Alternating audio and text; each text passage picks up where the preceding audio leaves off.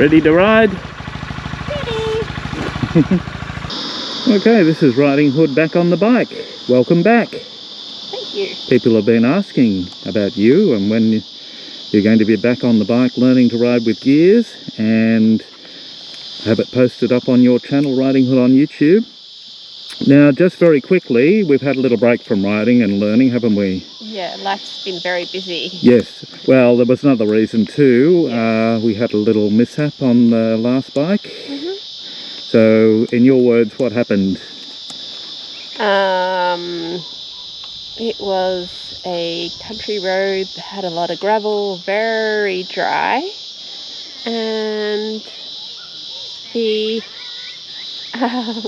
it wasn't actually, I was slowing down, but it wasn't slowing down quick enough before I went around a hairpin, and I hit the front brakes and came off like Superman. Now that's partly my fault, because I didn't remind you not to use the front brake on a corner on a gravel road. Yeah. So I take the blame for that. But it was a lesson, and you're probably never going to do that again, I'm guessing. No. No. But it hasn't put you off. You did have a very sore shoulder and hip and leg for a while. Yeah. And life got in the way and got very busy and everything else. So you've been riding your scooter, your Bergman 200, for the last 18 months. But we haven't really been doing the riding with gears. But what we did do, I've been talking about it, is getting a bike that is probably not going to lock that front wheel like happened that day on the previous bike. We bought the GB350 for you because it's got ABS front and back, and it's got traction control. So you're probably never going to get that situation again where you hit the front brake and the front wheel locks up. So these are much better brakes. So you're ready to keep learning? Yeah. And keep exploring, and Of course. Yeah. so you've mastered. The day we bought this bike, we came out here, you took off straight away, no problems putting it in gear and getting going, no false starts or anything, so you haven't forgotten anything.